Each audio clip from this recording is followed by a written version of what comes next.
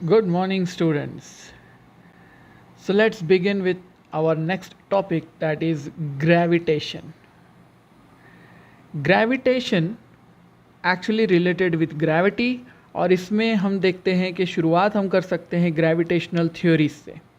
तो gravitational theory में सबसे पहले अगर आप देखेंगे right from 4th century BC से लेकर 17th सेंचुरी तक, यानी एरिस्टोटल से लेकर न्यूटन तक, यहाँ पर कुछ थ्योरीज़ को मैंने लिख दिया है। पहले मैं इसको लिखकर बहुत एक्सप्लेन कर रहा था, लेकिन 15 मिनट अप्रॉक्सीमेट चला जा रहा था, लेकिन ये वर्थ नहीं है सिर्फ 15 मिनट हम इसके अंदर अपने डालें। तो मैं ग्रेविटी के कुछ थ्योरीज आपको बता दूंगा, जस्ट एक ब्रीफ इन 5 मिनट्स। कि एरिस्टोटल ने कहा था कि there is something called Gravitas, that is heaviness. Actually इसको हैवीनेस बोला जाता है, ऑब्जेक्ट की हैवीनेस के ऊपर बात की कि ऑब्जेक्ट हैवी क्यों होते हैं। तो 1st सेंचुरी बीसी के अंदर, that is BC, before corona नहीं है ये हमारा बीसी बिफोर क्राइस्ट वाला है, ठीक है।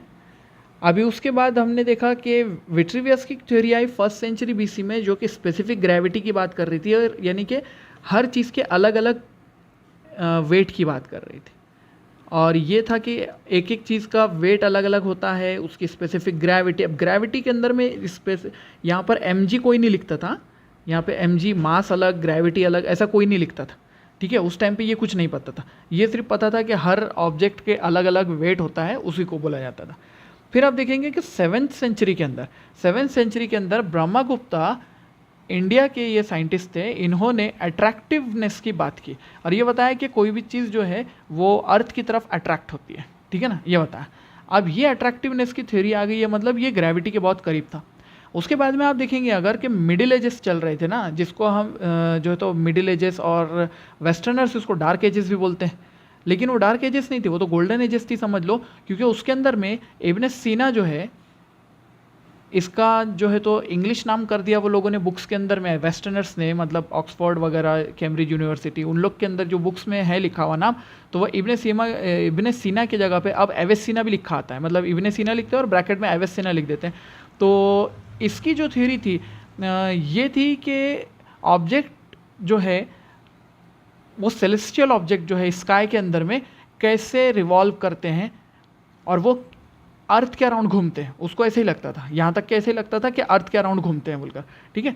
और 12th सेंचुरी के अंदर में बरकात अल बगदादी हो गया या अल खज़ीनी हो गया, ये वाला अल बैरूनी हो गया। अल बैरूनी ने तो इंडिया के ऊपर भी एक बुक लिखी है पूरी कि अल बैरूनीज़ इंडिया, और क्योंकि पर्शियन साइंटिस्ट था तो ये इनका इंडिया के ऊपर में रिसर्चेस होती थी। और जैसे कि हम देखते हैं इब्न बतूता हो गया, ये लोग जोग्राफ़ी के लिए और हिस्टोरियंस थे ये लोग, तो ये क्या करते थे, इंडिया घूमते थे और हर जगह से जो भी साइंटिफिक इन्फॉर्मेशन मिलती थी वो जमा करते थे। तो इसने जो है तो ग्रेविटेशनल एक्सेलरेशन की बात किया, ठीक है। ये हो गया बरकात अल बगदादी, इसकी बात हो गई थी ग्रेविटेशनल एक्सेलरेशन की। उसने बताया था कि कोई भी चीज़ को एक्सेलरेट करती है ग्रेविटी। अभी भी नहीं मालूम था, ये जी अभी भी डिफाइंड नहीं हुआ है, सुन लो अभी भी कि जी डिफाइंड नहीं हुआ है, लेकिन इसने ये कहा कि कोई भी चीज़ जो है अर्थ जो है अपनी तरफ में खींचती है और उसको एक्सेलरेट करती है, ये बात हुई थी, ठीक है। तो खज़ीनी और बैरूनी ने क्या किया, ये दोनों ने सेंटर ऑफ ग्रेविटी के ऊपर में बुक्स लिखी कि सेंटर ऑफ ग्रेविटी क्या होती है, एक ऑब्जेक्ट का वेट कहाँ से काम करता है। यानी कि ऑब्जेक्ट का कोई भी कॉर्नर अगर आप ले लेंगे, ऐसा एक ऑब्जेक्ट है आपके पास में, तो ऑब्जेक्ट का वेट यहाँ से काम नहीं कर रहा होता है, बल्कि उसके सेंटर से काम कर रहा होता है, ठीक है, उसके सेंटर ऑफ ग्रेविटी से काम कर रहा होता है। ये बात इन्होंने दोनों ने बतानी शुरू की। उसके बाद में इनकी बुक्स को लैटिनाइज किया गया, और लैटिनाइज कर कर आप देखेंगे कि कुछ साइंटिस्ट आते हैं दोनों के, जो है तो हम नाम जान सकते हैं, जैसे कि जैन बुरिडान है और मेट्रॉन कॉलेज ऑक्सफोर्ड का, और उसने जो है तो एरिस्टोटल का कॉन्सेप्ट ऑफ ग्रेविटी उसके पास में था, उसने उसको चेंज किया, और एल्बर्ट सैक्सोनी जो हो गया 1390 तक, ये लोगों ने क्या किया, लैटिनाइज किया, यानी कि अरबिक से, ये बुक्स को अरबिक से उन्होंने इंग्लिश ट्रांसलेट किया। इंग्लिश ट्रांसलेशन में भी 3 ट्रांसलेशन होती थी, पहले लैटिन में ट्रांसलेट होता था वो, उसके बाद में ग्रीक में होती थी बुक्स ट्रांसलेट, उसके बाद इंग्लिश में ट्रांसलेट होती थी। तो कैम्ब्रिज यूनिवर्सिटी के अंदर में ये सारी चीज़ें आपको देखने को मिल सकते हैं। कैम्ब्रिज यूनिवर्सिटी की एक बुक है, ठीक है ना, फाउंडेशंस ऑफ ग्रेविटी, और उसके ऊपर में यानी मॉडर्न एस्ट्रोनॉमी, मॉडर्न साइंस की फाउंडेशन, उसके ऊपर में कुछ साइंटिस्ट लोगों ने बुक्स लिखी है, और कैम्ब्रिज यूनिवर्सिटी की पब्लिकेशन है, उसके अंदर ये सारी बातें लिखी है कि यहाँ की रिसर्चेस थी इंडिया की और ये अरब वर्ल्ड की रिसर्चेस थी, इन रिसर्चेस को कैसे वेस्टर्नर्स ने लिया और अपने नाम करना शुरू किया, ऐसे होता है। तो ये सारा उसके बाद में आया फिर जो है तो डाविंची ने 14th सेंचुरी के अंदर में आके एनर्जी कॉन्सेप्ट बताया कि ये सब कुछ एनर्जी की वजह से होता है, फोर्स लगता है, फोर्स की ज़रूरत होती है, ठीक है ना, और फोर्स कहाँ पर लगता है, कैसे जब लगता है वो बताया। उसके बाद में आया जियोसेंट्रिक मॉडल। अब ये आपको अक्सर बुक्स में देखने को मिलेगा, फिजिक्स की अक्सर बुक्स में देखने को मिलेगा। ये अब जितनी भी इन्फॉर्मेशन थी ना, ये सब आपको विकी में मिल जाएगी, ठीक है, विकीपीडिया पढ़ सकते हैं आप, कैम्ब्रिज यूनिवर्सिटी की जो बुक है फाउंडेशंस ऑफ मॉडर्न साइंस, उसके अंदर में मिल जाएगी। ये सारी इन्फॉर्मेशन उस पर रेडीली अवेलेबल है। आप जस्ट गूगल करेंगे तो आपको सारा आ जाएगा कि ग्रेविटी के बारे में, यानी कि हिस्ट्री ऑफ ग्रेविटी अगर आप पुट करेंगे तो ये सारे साइंटिस्ट लोग के नाम मिल जाएंगे उसके अंदर में, ठीक है, इन लोगों ने क्या काम किया था। अब देखो मॉडर्न जो हमको मिल रहा है टॉलेमी से मिल रहा है कि 2nd सेंचुरी के अंदर में टॉलेमी ने बताया था जियोसेंट्रिक मॉडल।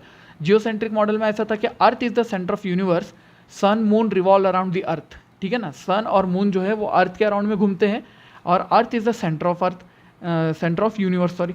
तो ये हो गया जियोसेंट्रिक मॉडल, इसको जियोसेंट्रिक मॉडल बोला। लेकिन जियोसेंट्रिक मॉडल चला नहीं, क्योंकि 7th सेंचुरी के अंदर तो अपने जो ब्रह्मगुप्ता है इन्होंने तो बात बदल दी, इन्होंने बताया कि नहीं ऐसे कुछ नहीं होता है, अर्थ के अराउंड में ये नहीं घूम रहे। फिर हेलियोसेंट्रिक मॉडल आया। अब ये एरिस्टोटल की भी जो बात हो रही थी उसको भी इनकार करना शुरू किया लोगों ने, ठीक है, रिजेक्शन शुरू हो गया उसका। हेलियोसेंट्रिक मॉडल में डाविंची के बाद, हम यहाँ तक डाविंची तक आ चुके थे ना 14th सेंचुरी तक के, अब उसके बाद में आ रहा है अपना निकोलस कॉपरनिकस, ठीक है ना।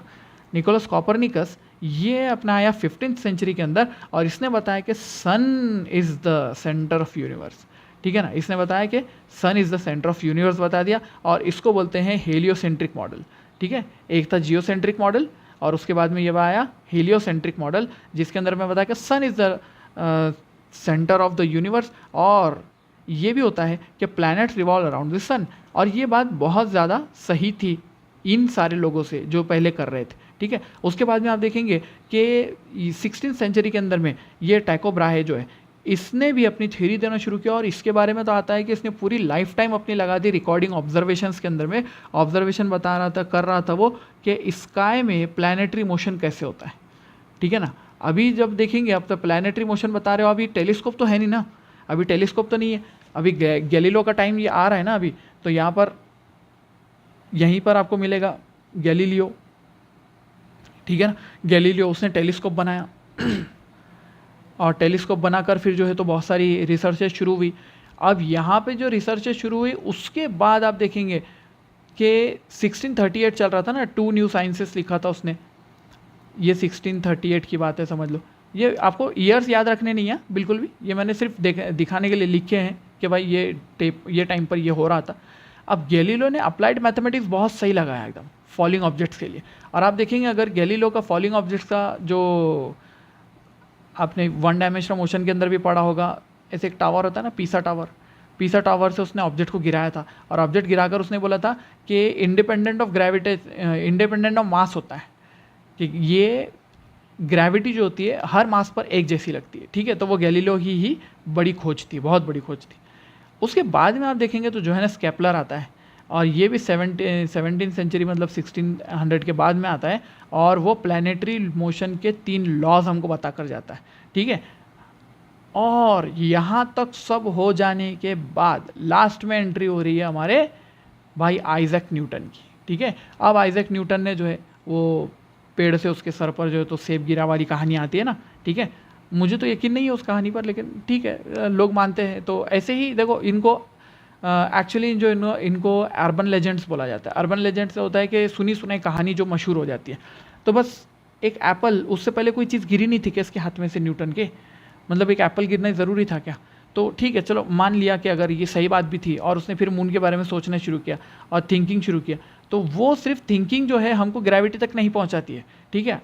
न्यूटन की थिंकिंग ने ग्रेविटी तक नहीं पहुंचाया, बल्कि ये आपने जो देखा इन सब लोगों की जो मेहनत थी पूरी लाइफ टाइम चली गई इनकी, उसके बाद में जो है तो हमको यहाँ पर न्यूटन की यूनिवर्सल लॉ ऑफ ग्रेविटेशन की थ्योरी मिली, ठीक है। और उसने बहुत सारे लॉज दिए, हम मानते हैं कि बहुत बड़ा साइंटिस्ट था न्यूटन, बिल्कुल सही बात है। और इसकी जितनी थ्योरीज थी, वो थ्योरी से हमारे जितने प्रॉब्लम सॉल्व हुए, वो सारे ऊपर के जितने थ्योरेटिकल फिजिसिस्ट थे उन लोगों के बेसिस पर नहीं हुए थे। अब बहुत सारे लोग उसमें थ्योरेटिकल भी थे और बहुत सारे लोग सिर्फ ऑब्जर्वेशन वाले थे, ठीक है ना। बहुत सारे लोग सिर्फ ऑब्जर्वेशन वाले थे, वो सिर्फ देखकर बात नहीं जो है तो देखकर जो है तो ऑब्जर्वेशन करके ही वो अपने रिजल्ट्स लिखते थे। उसके बाद अपना लास्ट हीरो बाकी है ना अभी बेटे, लास्ट बंदा बाकी अपना आइंस्टाइन। आइंस्टाइन ने थ्योरी ऑफ रिलेटिविटी दिया, ग्रेविटी दिया, बेंडिंग ऑफ स्पेस टाइम दिया। स्पेस टाइम की बेंडिंग दिया उसने कि स्पेस टाइम ऐसा होता है, ठीक है ना, ऐसा स्पेस टाइम होता है, और जब उसके अंदर में एक ऑब्जेक्ट ऐसा रखा जाए तो स्पेस टाइम जो है आपका वो ऐसा बेंड हो जाता है, ठीक है, ऐसे हो जाता है। तो ये बेंडिंग जो स्पेस टाइम की होती है तो ये ग्रेविटी को लीड करती है, ये इसका बोलना था कि ग्रेविटी को लीड करती है ये बेंडिंग ऑफ स्पेस टाइम, ठीक है। और इसके ऊपर अभी भी रिसर्चेस चल रही है और उनको नोबेल प्राइजेस मिल रहे हैं, ठीक है। और ग्रेविटेशनल वेव्स बहुत बड़ी खोज है इसकी, ग्रेविटेशनल वेव्स, ठीक है ना, ऐसे। तो ये वाली जो चीज़ें हैं ये हमको अक्सर बुक्स में देखने को नहीं मिलती है, बुक्स में नहीं है ये, लेकिन आपको ये जनरली आप नेट पर सर्च करते हो ग्रेविटेशनल वेव्स भी मिल जाता है। ग्रेविटेशनल वेव की डिस्कवरी हो चुकी है, हमने इसको डिटेक्ट कर चुका है, और ये आइंस्टाइन की बहुत बड़ी सफलता थी जो उसने 100 साल पहले बात कही थी, आज वो 100 साल के बाद में वो सही साबित हो रही है और उसके ऊपर में लोगों को नोबेल मिल रहा है, ठीक है ना, नोबेल मिल रहा है। आइंस्टाइन को जो मिला वो तो मिला, लेकिन अब तो अभी भी लोगों को नोबेल मिल रहा है इस पर, ठीक है। तो अब देखो कुछ बुक्स में स्टार्टअप होता है laws of Kepler's laws of planetary motion, उसके अंदर में laws of area, laws of period, ठीक है ना, ऐसे ये शुरू होता है। लेकिन मैं सिर्फ इसमें से एक थर्ड लॉ की बात करूँगा, सिर्फ थर्ड लॉ की मैं बात करूँगा, क्योंकि थर्ड लॉ हमारे काम आने वाला है थोड़ा सा यूनिवर्सल ग्रेविटेशन लॉ को समझने के अंदर में। तो मैं सिर्फ थर्ड लॉ की बात करूँगा इसमें से, और ये जो बाकी जो लॉज है इसके तीनों लॉज केपलर के वो हम लास्ट में पढ़ने वाले हैं, ठीक है। देखो तो केपलर्स लॉज, क्योंकि अगर मैं तीनों की बात नहीं करूँगा तो आपको थर्ड लॉ समझ नहीं आएगा। मैं यहाँ पर सिर्फ लॉज को डिफाइन करने लगा हूँ, सिर्फ डिफाइन करूँगा। इसके ऊपर हम इसको डिटेल में बाद में देखेंगे, इसके ऊपर न्यूमेरिकल कैसे बनते हैं डिटेल में, ये सारी चीज़ें बाद में देखेंगे, ठीक है। तो इसके ऊपर में आप डाउट्स नहीं पूछेंगे मुझे कि सर ये वाला लॉ कैसे है, ये कैसे बताया इसने, कुछ भी नहीं। मैं इसका एक भी डाउट एंटरटेन नहीं करूँगा तब तक जब तक हम इसका जो है तो लास्ट में चैप्टर के लास्ट में हम इसके लॉज नहीं पढ़ लेते तब तक, ठीक है। लेकिन स्टार्ट में जानना क्यों ज़रूरी है, क्योंकि मुझे डेरिवेशन लेनी है इसकी यूनिवर्सल लॉ ऑफ ग्रेविटेशन की, उसके लिए मुझे थर्ड लॉ की ज़रूरत है, ठीक है ना। लॉ ऑफ पीरियड जो है ये थर्ड लॉ की ज़रूरत है, और उसके लिए मुझे एक्सप्लेन करना पड़ेगा। यहाँ पर देखो एक साइंटिस्ट की जो है तो बात करना भूल गया था मैं, that is 5th century AD के अंदर में आर्यभट्टा देखेंगे। आर्यभट्टा ने जो है तो डिस्क्राइब किया था हेलियोसेंट्रिक थ्योरी, ठीक है ना, हेलियोसेंट्रिक थ्योरी जो कि कॉपरनिकस ने भी किया था, all planet move the circular. अब कॉपरनिकस की जो बात थी समझो, है ना, which is consider to be fixed. Copernicus ने बताया था कि मूव ने circular path around the sun बताया था, ठीक है। अब केपलर ने वो बात को बदल दिया। केपलर ने क्या दिया ज़रा सोचो, अब यहाँ पर सुनो ज़रा। केपलर ने ये बताया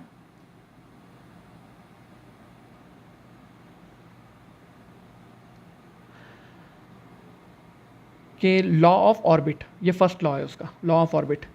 each planet revolves around sun in elliptical orbit, ठीक है। इसने बताया कि इलिप्टिकल ऑर्बिट में घूमते हैं with sun is situated at one of its foci. अब देखो ये इलिप्स होता है, देखो ये जो है ना ये डायग्राम, ये इलिप्स होती है, आपको पता है। इलिप्स के दो फोकाई होते हैं, यानी फोकस होते हैं, तो दो फोकस होते हैं, एक ये और एक ये। तो सन जो है इसमें से किसी एक पर लाई करता है और प्लैनेट जो है उसके अराउंड में घूमते रहते हैं, ठीक है। मैं इसका आपको एनिमेटेड वर्जन भी बताऊंगा, सारी चीज़ें होगी डिटेल में जब हम ये लॉस को पढ़ेंगे और उसके न्यूमेरिकल देखेंगे, क्योंकि इसके अंदर थोड़ी डिटेल्स और लगती है एरियाज़ वगैरह सब पढ़ने के लिए। तो ये पहला लॉ हो गया अपना, ठीक है। और इसके अंदर आप देखेंगे ये 2b ये होता है अपना माइनर एक्सिस, और 2a ये होता है मेजर एक्सिस, ठीक है ना, ऐसे हो जाता है। दूसरा है law of areas, that is second law, Kepler का सेकंड लॉ भी बोलते हैं उसको। लॉ ऑफ एरियाज का बोलना ये है कि radius vector drawn from the sun to the planet sweeps out equal areas in equal interval of time. The areal velocity of the planet around the sun is constant. Areal velocity मतलब यहाँ से ए से B तक जाने को अगर time लगता है डेल्टा टी, है ना, डेल्टा टी टाइम में अगर ए से बी तक जाते हो तो उतने ही टाइम में सी से डी तक जा सकते हो, उतने टाइम में, ठीक है। ये भी डेल्टा टी है, तो सेम टाइम में आप इतना कवर करते हो। क्यों? क्योंकि यहाँ पर वेलोसिटी ज़्यादा होती है और इधर वेलोसिटी कम होती है, ठीक है। बस ये फ़र्क है इसके अंदर में। तो ये बाद में और डिटेल में आएगा, इसके ऊपर न्यूमेरिकल बनते हैं, ये एरियल वेलोसिटी कांस्टेंट क्यों होती है, इसका डेरिवेशन आता है, वो सब कुछ। अभी हम डेरिवेशन वगैरह पे कुछ बात नहीं कर रहे, ठीक है। तो बस आपको ये समझ लेना है कि ये कुछ लॉज होते हैं। जब तक ये लॉज हम नहीं पढ़ेंगे तब तक आप इसके क्वेश्चन भी सॉल्व नहीं करेंगे, ठीक है। उसको पेंडिंग में डालो, लास्ट में हम पढ़ते हैं उसको। और उसके बाद में होता है तीसरा लॉ ऑफ पीरियड।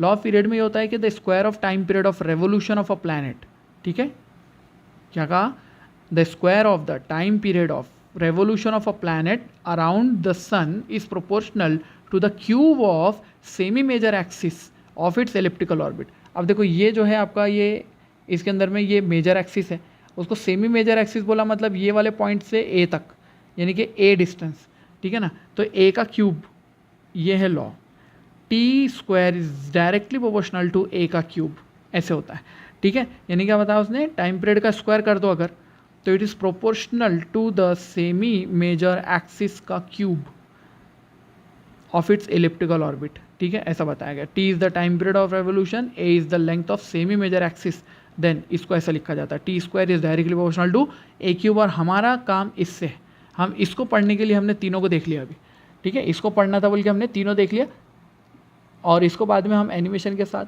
और ज़्यादा डिटेल में देखेंगे, जिसके ऊपर न्यूमेरिकल भी हम बनाएंगे, ठीक है। अब देखो बेसिक फोर्सेस जो होते हैं नेचर में, हम उनको डिफाइन करते हैं, ठीक है।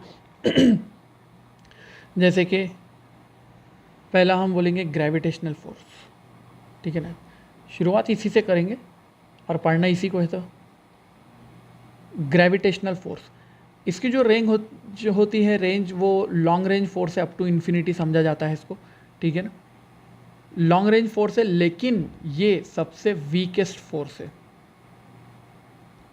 ठीक है, ये सबसे वीकेस्ट फोर्स है, इसकी रिलेटिव स्ट्रेंथ भी बहुत कम होती है। उसके बाद में आप कह सकते हो कि वीक न्यूक्लियर वाला आएगा, वीक न्यूक्लियर फोर्स।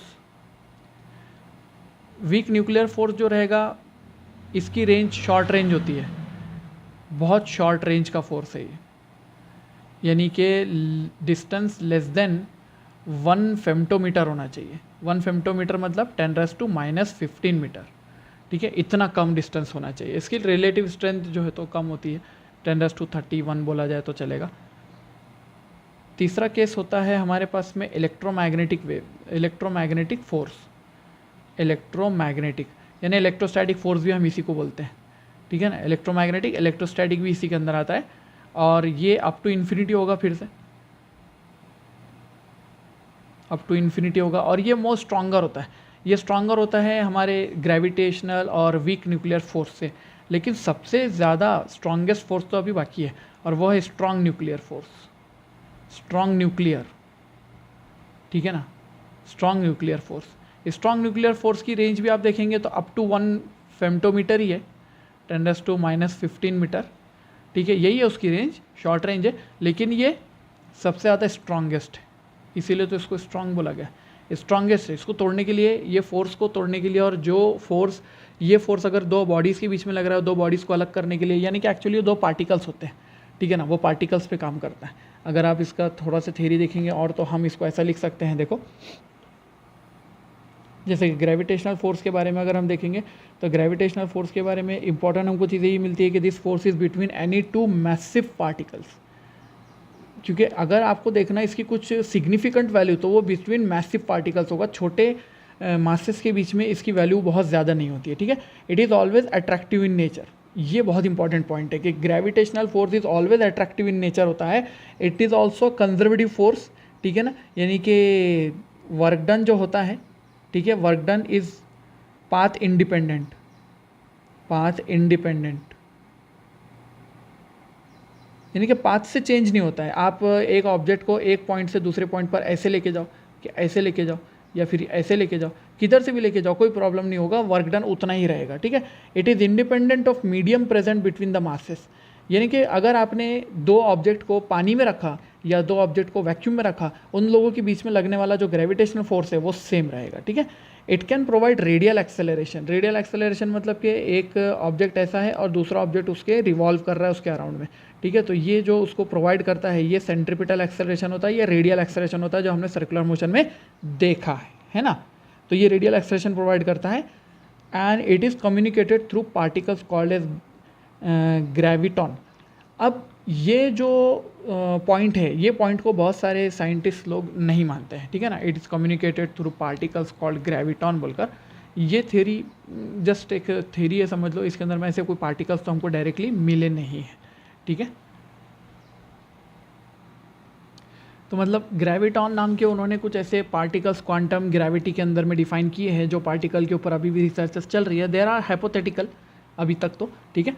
उसके बाद में आप देखेंगे कि हमको मिलता है यहाँ पर electromagnetic force. Electromagnetic force exist between two charged particles. ये इंपॉर्टेंट है यहाँ पर कि ये चार्ज पार्टिकल के बीच में होता है, ठीक है।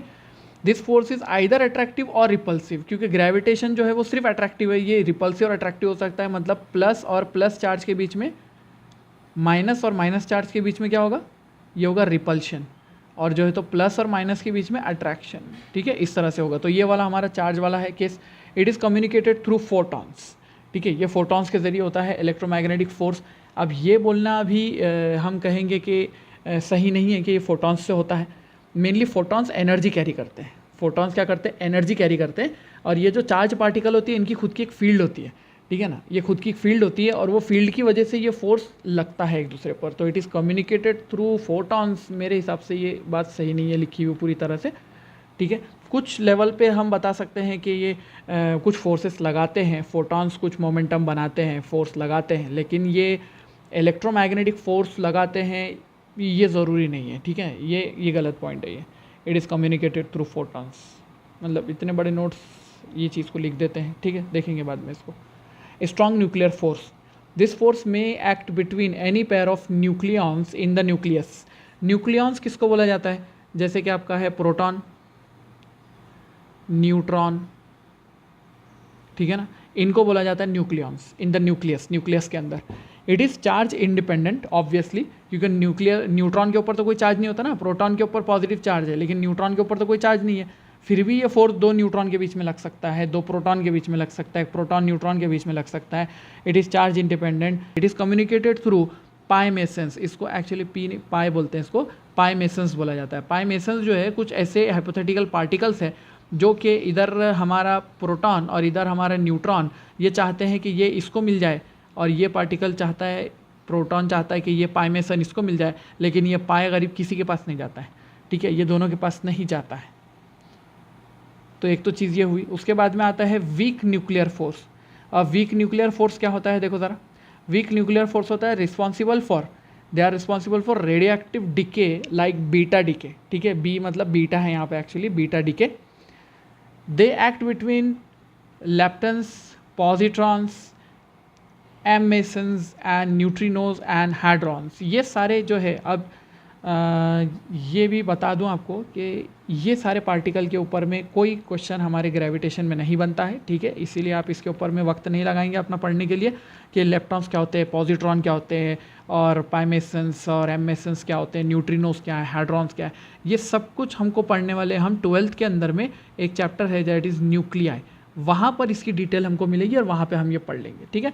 It is communicated through weak bosons, ठीक है। अब ये बोसॉन क्या होते हैं ये भी मैं आपको ये वाले चैप्टर के अंदर में एक्सप्लेन करूँगा, ठीक है। तो यहाँ तक कि हमको ये पता चला कि इतने टाइप के फोर्सेस हमारे होते हैं। चलिए अब नेक्स्ट वाला हमारा टॉपिक आ जाता है अपना न्यूटन लॉ ऑफ ग्रेविटेशन, ठीक है, न्यूटन लॉ ऑफ ग्रेविटेशन। तो न्यूटन लॉ ऑफ ग्रेविटेशन के अंदर में सबसे इंपॉर्टेंट क्या चीज़ इसने रखा कि the magnitude of gravitational force attraction between two point masses is given by F is to G m1 m2 upon R square. Universal gravitational constant की वैल्यू कितनी है, capital G is equal to 6.67 into 10⁻11।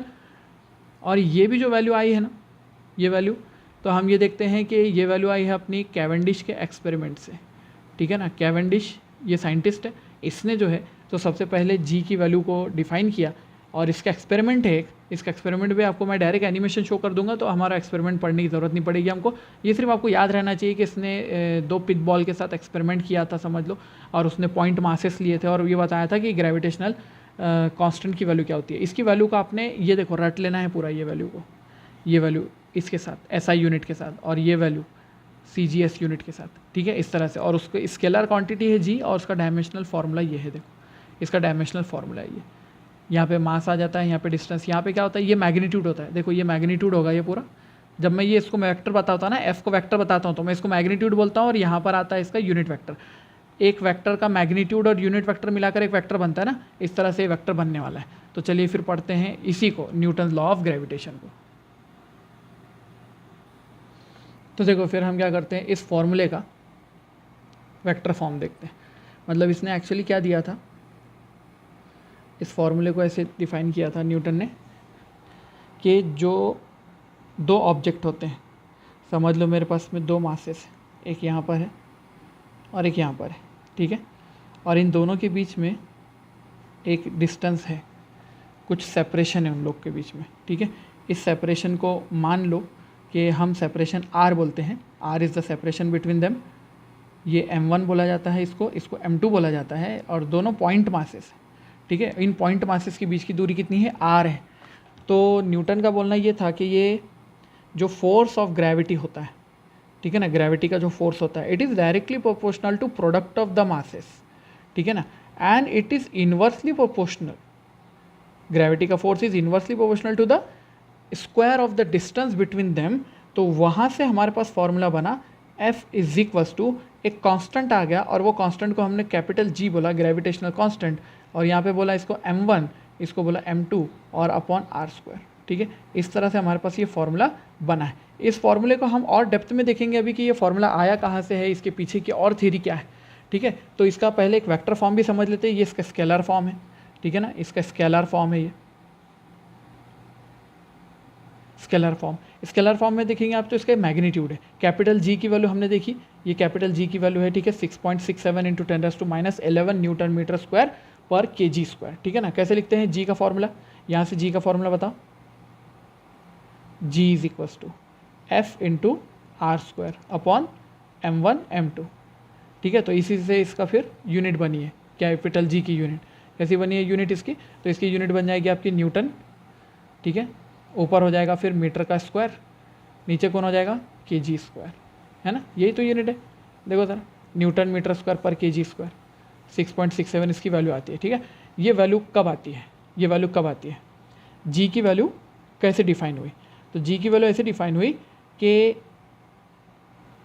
If,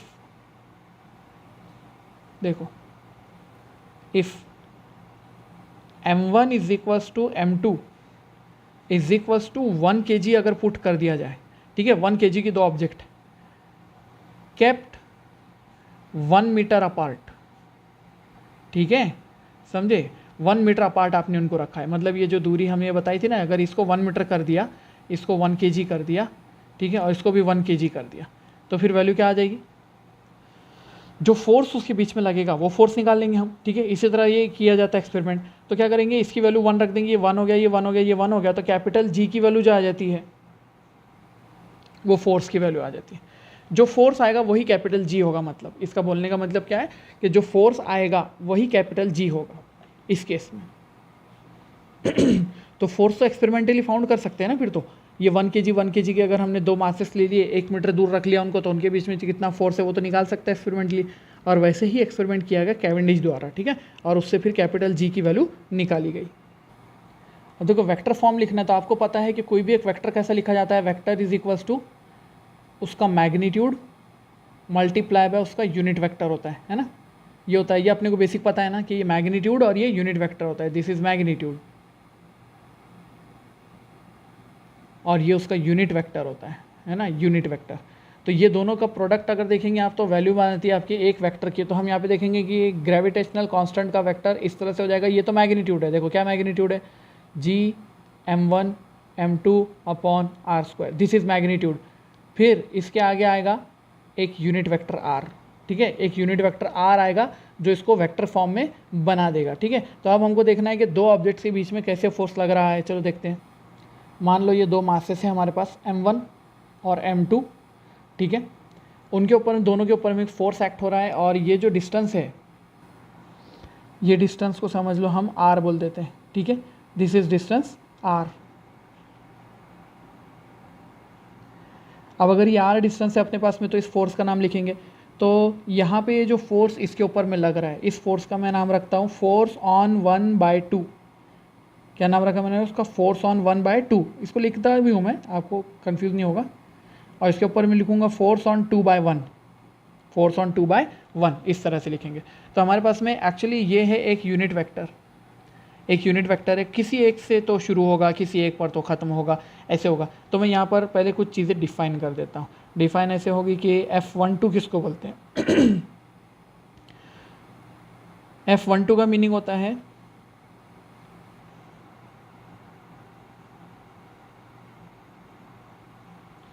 force on 1 bye 2, ठीक है, important बात है, याद रखनी है इसको। दूसरा लिखेंगे F21, F21 जब लिखेंगे तो F21 की वैल्यू हो जाएगी अपने पास में फोर्स ऑन 2 बाय 1, ठीक है, ऑन 2 बाय 1, ये याद रखना है। अच्छा, अब इसके बाद में मैं यहाँ पर लिखूँगा R12। जब मैं यहाँ पर R12 लिखूँगा ना, इस तरह से R12 लिखूँगा वेक्टर फॉर्म में या इसको यूनिट वेक्टर फॉर्म में, जैसे भी लिखेंगे R12 और R21, ऐसे दो होंगे हमारे पास, अभी ये दो होंगे, तो ये दोनों क्या है, तो इनके लिए हम ऐसे लिख सकते हैं R12 मतलब यूनिट वेक्टर फ्रॉम 1 to 2, 1 से 2 की तरफ, ये होगा यूनिट वेक्टर फ्रॉम 2 to 1, ठीक है, इस तरह से होगा। तो ये बात को आपने अच्छे से याद रखना है। अब यहाँ पे मैं आपके लिए क्लियर कर देता हूँ कि फोर्स ऑन 1, ठीक है ना, बाय 2, 2 के द्वारा लगाया जा रहा है फोर्स पहले पर, यहाँ पर फोर्स ऑन 2 दूसरे पर, किसके ज़रिए, 1 के ज़रिए, ठीक है, ऐसे लग रहा है सॉरी। और फिर यहाँ पे हो रहा है यूनिट वेक्टर फ्रॉम 1 से 2 तक, तो R12 बोला आपने उसको, और R21 मतलब यूनिट वेक्टर फ्रॉम 2 to 1, ठीक है, इस तरह से किया। अब इस तरह से करने के बाद में आप इसको जब लिखोगे तो लिखोगे कैसा, मेरी बात को यहाँ पे ज़रा ध्यान से समझो। अब मैं जब लिख रहा हूँ यहाँ पर फोर्स 1 2, जब मैं यहाँ पर फोर्स 1 2 लिख रहा हूँ, ठीक है, तो 1 2 फोर्स का मीनिंग क्या होता है, तो मैग्नीट्यूड पहले आ जाएगा G m1 m2 upon magnitude का square R into unit vector. अब ये फोर्स ऑन 1 बाय 2 किधर से लग रहा है, देखो फोर्स ऑन 1 बाय 2, 2 लगा रहा है 1 पर, तो उसकी डायरेक्शन किधर है, 1 से 2 तक, तो यहाँ पे क्या आएगा, यहाँ पे आ जाएगा R12, इसकी वैल्यू आ जाएगी R12, ठीक है, ऐसे आ जाएगा ये। अरे बराबर है ना कि नहीं, डायरेक्शन किधर है, फोर्स की डायरेक्शन देखो, डायरेक्शन ऑफ फोर्स,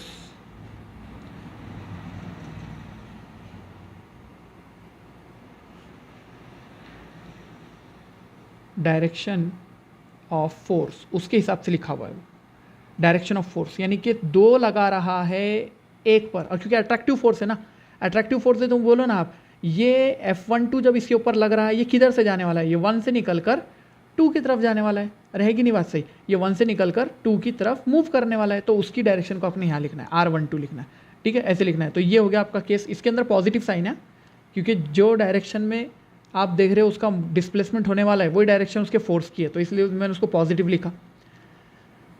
अब अगर मैं इसको F12 के बाद F21 लिखता हूँ, देखो तो क्या आएगा, F21 को लिखा मैंने तो आएगा magnitude G m1 m2 upon R का स्क्वायर, ठीक है, ये हो गया। और इसके साथ में यूनिट वेक्टर जो आएगा, अब ये कौन है, फोर्स ऑन 2 बाय 1, देखो क्या लिखा हुआ, फोर्स ऑन 2 बाय 1, पहले के द्वारा दूसरे पर लगाया गया फोर्स, अरे हाँ, पहले के द्वारा दूसरे पर लगाया गया फोर्स, मतलब ये चलेगा किधर से, ये चलना शुरू करता है तो कहाँ से चलेगा, 2 से लेकर 1 तक, तो क्या आना चाहिए, 2 से लेकर 1 तक, यानी कि R21 आना चाहिए। तो यहाँ पे अपन लिख देंगे R21, ये यूनिट वेक्टर है, अभी मैग्नीट्यूड इंटू यूनिट वेक्टर क्या बन गया, ये वेक्टर बन गया, ये है डायरेक्शन ऑफ फोर्स, ठीक है ना, डायरेक्शन ऑफ फोर्स ऑब्वियसली, ठीक है, ऐसे लिख दिया आपने, तो ये पॉइंट भी सही हो गया अपना, और ये वाला पॉइंट भी सही हो गया अपना, डायरेक्शन ऑफ फोर्स आ गया अपने पास में, दोनों भी डायरेक्शन ऑफ फोर्स आ गया अपने पास में।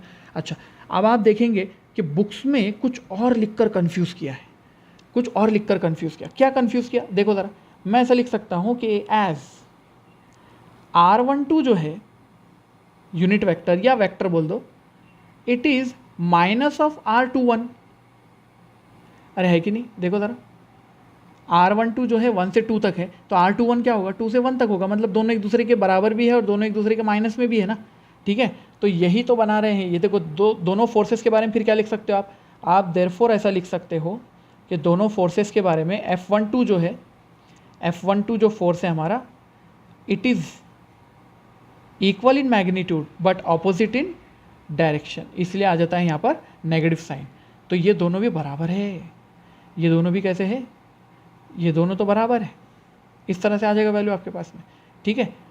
अब फिर हम उसको ऐसा भी बता सकते हैं, F21 is equals to F12, है ना, F21 is equals to F12, दोनों इक्वल है। लेकिन बुक्स में जो दिया हुआ है वो कैसे लिखा हुआ है, देखो मैं लिख कर बताता हूँ। ये है F12 is equals to magnitude M1 M2 upon R का square into unit vector 21, unit vector यहाँ पे 21 और यहाँ पे लगेगा माइनस के साथ, क्योंकि देखो अपने पास क्या लिखा हुआ था, 12 के लिए 12 था, 12 को हटा के आपने जब 21 पुट किया तो माइनस के साथ आ जाएगा। तो देखो आ गया माइनस के साथ, ये माइनस लगा दिया और ये आ गया फोर्स। यहाँ पे नेगेटिव साइन क्या शो करता है मैं अभी लिखता हूँ, देखो फिर मैं इसको भी लिख सकता हूँ 21 को, मैं 21 को कैसे लिख सकता हूँ, minus of G M1 M2 upon R square into R12, ठीक है। जब ये 12 और ये 21 आएगा, देखो इस तरह से लिखोगे ना आप, सबसे पहले तो आपका ये पॉइंट क्लियर होना चाहिए, ये इतना, ये एकदम अच्छे से आपको रटा हुआ होना चाहिए कि क्या लिखा हुआ है बोल के, ठीक है। और दूसरा, जब आप लिख रहे हो 12 के सामने 21 तो माइनस साइन आना चाहिए, यहाँ पे 21 के सामने 12 तो माइनस साइन आना चाहिए। और अगर आपने ऐसे लिखा 21 के सामने 21 और 12 के सामने 12 तो यहाँ पे माइनस साइन नहीं आएगा, डायरेक्शन ऑफ फोर्स। लेकिन बट इसको ऐसे याद मत रखो, आप इसको लॉजिकली जितना याद रखोगे उतना आप कंफ्यूज नहीं होंगे, उतना अच्छा रहेगा, ठीक है। लॉजिकली याद रखना है उसको। तो हमारे पास में ये हो चुका इसका वेक्टर फॉर्म। अब यहाँ पे नेगेटिव साइन क्या शो करता है, तो negative sign shows the force is attractive, ठीक है, अट्रैक्टिव इन नेचर। और ये कभी भी रिपल्सिव हो ही नहीं सकता है, ये अट्रैक्टिव फोर्स ही है ऑलवेज, ठीक है, ये ऑलवेज अट्रैक्टिव फोर्स रहेगा। ये पॉइंट को याद रखना है, ये पॉइंट को याद रखना है, ठीक है। Magnitude into direction, magnitude into direction. यहाँ पर भी देख लो, F12 तो R12, F21 तो R21। ये लॉजिकल है, ये लॉजिकल है। मैंने क्या लॉजिक समझाया फिर से बता दूं, F12 जब बता रहे हो आप, F12 जब बता रहे हो इसकी डायरेक्शन कहाँ से 1 से लेकर 2 तक जाने की है। इसके मोशन की डायरेक्शन देख लो ना, सिर्फ इसके ऊपर फोर्स लग रहा है, खींचने वाला फोर्स है। देखो 2 जो है इसको पकड़कर खींच रहा है अपनी तरफ, तो ये किधर से किधर तक फोर्स एक्ट हो रहा है, 1 से लेकर 2 तक। ये उसको बुला रहा है, बिल्कुल सही बात है, लेकिन ये ढकेल थोड़ी रहा है, उसको बुला रहा है अपनी तरफ, इसलिए 1 से 2 तक एक्ट कर रहा है फोर्स, इसलिए 1 से 2 लिखा मैंने यहाँ पर, ठीक है। और ये R21 की जगह भी मैंने इस तरह से लिखा, R21 लिखा। क्या है ये, फोर्स ऑन 2/1, पहले के जरिए दूसरे पर लगाया गया फोर्स, तो वो दूसरे को अपनी तरफ खींचता है। और अगर आप मोशन से डिस्क्राइब करते हो उसको, तो मोशन से करो कि वो चलेगा किधर, है ना, उसके जो चलने की डायरेक्शन है उसको डिफाइन कर देना चाहिए। तो ऐसा हमने उसको चलने की डायरेक्शन को डिफाइन किया। मैंने दोनों तरीके से आपको लिख कर बताया, बिल्कुल अच्छे से लिख कर बताया, ठीक है। तो ये माइनस साइन के साथ में है। अब इसके अंदर बहुत ज़्यादा कोई कन्फ्यूजन क्रिएट नहीं करना, ठीक है। ये माइनस साइन को याद रखना चाहिए इसके अंदर में। अब एक और पॉइंट बताता हूँ, एक और पॉइंट बहुत ही इंपॉर्टेंट। क्या इंपॉर्टेंट पॉइंट है, वी नो दैट एक वेक्टर को कैसे लिखा जाता है, a vector can be written as, एक vector can be written as, समझो ए वेक्टर है मेरे पास में, तो मैं इसको लिख सकता हूँ मैग्नीट्यूड, इसका मैग्नीट्यूड है ना, ये मैग्नीट्यूड ऑफ ए है इनटू इट्स यूनिट वेक्टर। तो यूनिट वेक्टर को क्या लिख सकता हूँ मैं, फिर इस यूनिट वेक्टर को अपन ए भी बोल सकते हैं ऐसा। तो यूनिट वेक्टर को फिर क्या लिख सकता हूँ, कुछ बुक्स में इसको एन लिखा हुआ आता है, ठीक है, जैसे हमने वेक्टर में पढ़ा था एन यूनिट वेक्टर होता है। तो देखो एन यूनिट वेक्टर अगर मैंने लिखना है तो क्या लिखूंगा मैं, वेक्टर अपॉन इट्स मैग्नीट्यूड। अरे समझे कि नहीं, ये वेक्टर है और ये मैग्नीट्यूड है, इसको डिवीजन में ला लो तो ये हो गया यूनिट वेक्टर की वैल्यू। तो क्या फिर मैं ऐसा लिख सकता हूँ, R12 जो है मेरा यूनिट वेक्टर, उसको मैं ऐसे लिख सकता हूँ ना, R12 vector upon R12 magnitude में। तो मैग्नीट्यूड में R12 को सिर्फ R भी लिखे तो चलता ना, R12 को सिर्फ R भी लिखे तो चलता, क्योंकि मैग्नीट्यूड में तो वो ये डिस्टेंस है ना, मैग्नीट्यूड में देखा जाए तो वो ये डिस्टेंस है, सिर्फ ये डिस्टेंस है, ओके। 12 और 21 तो सिर्फ आप उसकी डायरेक्शन समझने के लिए नंबर दे रहे हो उसको, समझे बात को। तो फिर अपन ने लिख देना उसको R12 को ऐसे लिखा जाएगा और R21 को ऐसे लिखा जाएगा, R21 is equals to R21 vector upon उसका मैग्नीट्यूड, ठीक है, R21 वेक्टर अपॉन उसका मैग्नीट्यूड, ये हो गया अपने पास में वैल्यू। अब ये वैल्यू को लेके जाएंगे और ये वैल्यू को ले जाकर अपन इक्वेशन में पुट करते हैं, अपनी इक्वेशन में पुट करते हैं। तो अपनी इक्वेशंस क्या बन जाएगी देखो ज़रा, और बढ़िया इक्वेशन बनती है एकदम, आपने तो पढ़ा भी नहीं होगा इस इक्वेशन बनने वाली हो। क्या बनने वाली इक्वेशन देखो, force on 1/2 it is equals to minus G(m1 m2) upon R का स्क्वायर इंटू, अब इसके आगे क्या लिखा हुआ था, R12 के सामने क्या लिखा हुआ था, R21 था, तो मैं इसको लिखूंगा R21 वेक्टर। जब ये वेक्टर फॉर्म में आया तो इसके नीचे R से डिवाइड करना पड़ेगा, तो ये बन जाएगा R3। तो आपके पास फॉर्मूला बन जाएगा R12 is equals to minus G(m1 m2) upon R का क्यूब, है ना, उसका मैग्नीट्यूड का क्यूब है ये मैग्नीट्यूड का क्यूब है, इंटू R21 वेक्टर। अब इसको वेक्टर लिखवा, अब यूनिट वेक्टर नहीं लिखना है, अब इसको वेक्टर लिखना है, ठीक है, ये हो गया। सिमिलरली दूसरा वाला भी लिख सकते हैं, सिमिलरली हम लिखेंगे F21 अगर, यानी कि सेकंड पर लगाएगा फोर्स फर्स्ट के द्वारा, minus G(m1 m2) upon R का क्यूब इंटू R12 का यूनिट वेक्टर, वेक्टर R12 का वेक्टर, ठीक है ना, ऐसे हो जाएगा। ये वेक्टर है, ऐसा भी लिखा जाता है इसके अंदर में, ये वेक्टर है और ये भी वेक्टर है, ठीक है। इस तरह से आप इसको लिख सकते हो, डिफाइन कर सकते हो, वेल डिफाइन कर सकते हो। ये एक फॉर्मूला याद रहना चाहिए, इसलिए ये भी फॉर्मूला याद रहेगा इसलिए, ठीक है ना।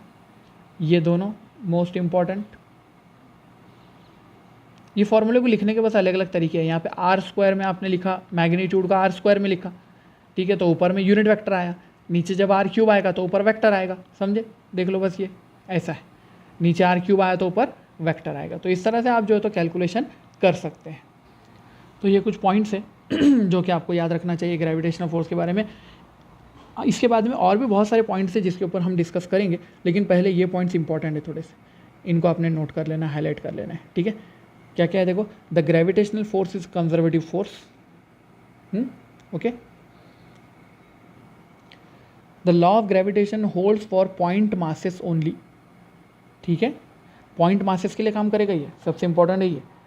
For bodies of infinite size the distance between them is much greater than their sizes, मतलब कि इनफाइनाइट साइज़ की जो बॉडीज़ है, बड़ी बड़ी बॉडीज़ है, जैसे कि अर्थ हो गया, प्लैनेट्स हो गए वगैरह, तो आर को taken to be the distance between their centre of masses, ठीक है, सेंटर ऑफ मास से उनका डिस्टेंस लिया जाता है, ठीक है। ये पॉइंट को भी आप याद रखेंगे।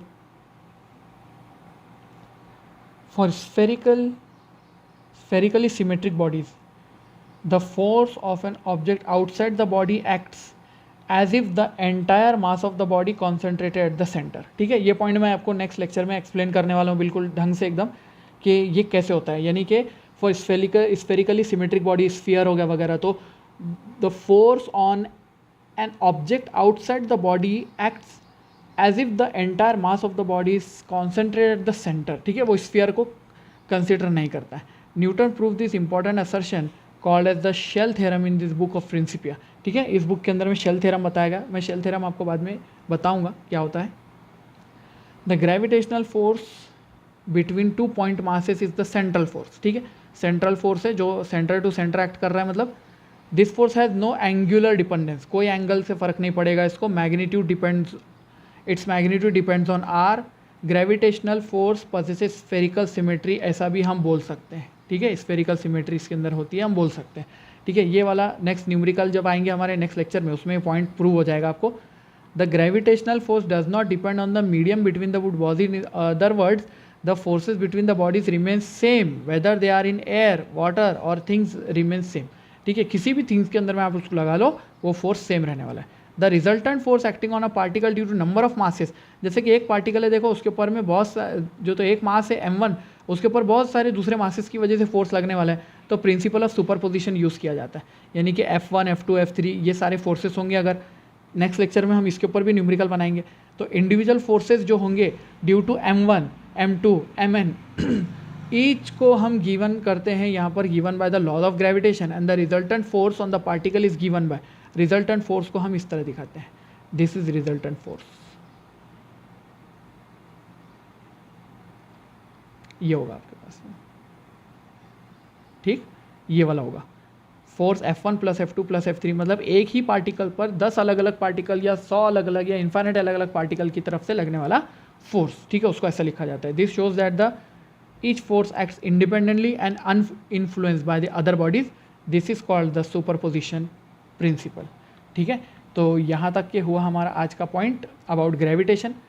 ये लॉ को आपने अच्छे से समझना है, इसको वेक्टर फॉर्म में लिख कर देखना है, बस ये नोट्स आपके यहाँ तक तैयार होने चाहिए। इसके नेक्स्ट लेक्चर में हम देखने वाले हैं न्यूमेरिकल्स, ठीक है, और वो न्यूमेरिकल्स के अंदर में बहुत सारे आपके कॉन्सेप्ट क्लियर हो जाएंगे।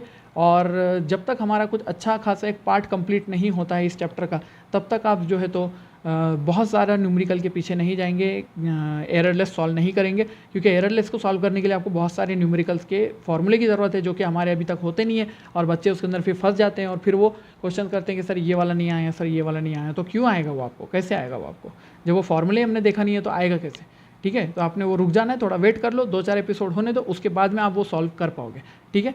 तो इजाज़त लेते हैं फिर, थैंक यू वेरी मच।